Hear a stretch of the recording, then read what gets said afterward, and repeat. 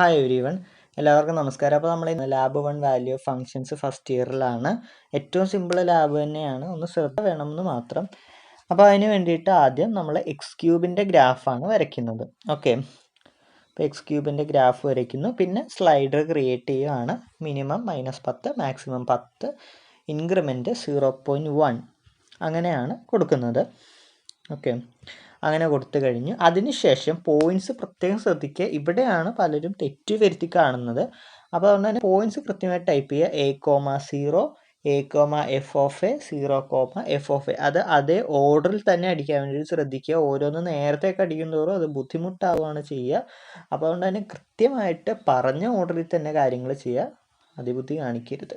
Okay, അതിനുശേഷം AB, BC എന്നിവ line segment tool ഉപയോഗിച്ചുകൊണ്ട് ജോയിൻ ചെയ്യിക്കുക. ഫംഗ്ഷന് വേണ്ടിയും നമ്പറിന് വേണ്ടിയും ഇൻപുട്ട് ബോക്സുകൾ ക്രിയേറ്റ് ചെയ്യാം. ഇഷ്ടമുള്ള സൈഡിൽ ഏതെങ്കിലും മൂലയ്ക്ക് ചെയ്യുന്നതാണ് നല്ലത്. ഓക്കെ, ഇപ്പോൾ ഫോൺ ആയതുകൊണ്ടുള്ള സ്ഥലക്കുറവുണ്ട്. ഒന്ന് മൂലയ്ക്കോട്ട് ഇട്ട് കഴിഞ്ഞാൽ നമുക്ക് ഗ്രാഫ് കുറച്ചുകൂടെ വ്യക്തമായിട്ട് കാണാൻ പറ്റും. ഓക്കെ, അപ്പോൾ ചെറിയ ലാബാട്ടോ ഇത്. പിന്നെ അതിന് ശേഷം നമുക്ക് 1.1ൻ്റെ ക്യൂബ് കാണാനാണ് ആദ്യത്തെ ചോദ്യം. അപ്പോൾ 1.1 എ എന്നുള്ള സ്ഥാനത്ത് 1ൻ്റെ അവിടെ 0.1 ഇട്ട് കൊടുക്കുക. എൻ്റർ കൊടുത്തു കഴിയുമ്പോഴേക്കും 1.1 ക്യൂബ് വരും. ഓക്കെ, നമുക്കത് അടിയിൽ നോക്കാം, എങ്കിലും ബിയുടെ കോർഡിനേറ്റ്സ് കാണിച്ചാലും നമ്മൾക്കത് കാണാൻ വേണ്ടിയിട്ട് സാധിക്കും. ഓക്കെ, അതൊക്കെ നിങ്ങളുടെ ഇഷ്ടമാണ് എങ്ങനെ കാണണം എന്നുള്ളത്. ഇപ്പോൾ 1ൻ്റെ ക്യൂബ് ആവട്ടെ. അപ്പോൾ 1.1ൻ്റെ ക്യൂബ് 1.331 ആണ്. ഇനി നമ്മൾക്കുള്ളത് സൈൻ എക്സിൻ്റെ വാല്യൂ കാണാനാണ്, അതായത് സൈൻ 3.4ൻ്റെ വാല്യൂ. ഓക്കെ, അപ്പോൾ ഫംഗ്ഷൻ എന്താക്കി മാറ്റുക, സൈൻ എക്സ് എന്നാക്കി മാറ്റുക.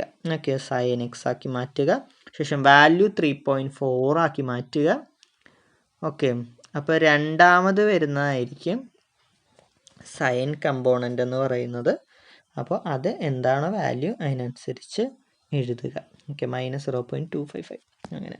ഇനി അതിനുശേഷം 2⁴.5 ആണ്. അത് രണ്ട് രീതിക്ക് ചെയ്യാം. 2⁻x എന്നും കൊടുക്കാം, അല്ലെങ്കിൽ x⁴.5 എന്നും കൊടുക്കാം. അതിനനുസരിച്ച് എയുടെ അവിടെ വാല്യൂ കൊടുത്താൽ നമുക്ക് അതിൻ്റെ ആൻസറും കിട്ടും. ഓക്കെ, ഇപ്പോൾ 2⁴.5ൻ്റെ വാല്യൂ നമുക്ക് അവിടെ നിന്ന് ബിയുടെ കോർഡിനേറ്റ്സ് നോക്കിയാൽ കിട്ടും. അപ്പോൾ അത്രയേ ഉള്ളൂ ഇന്നത്തെ വീഡിയോ. എല്ലാവർക്കും മനസ്സിലായെന്ന് കരുതുന്നു.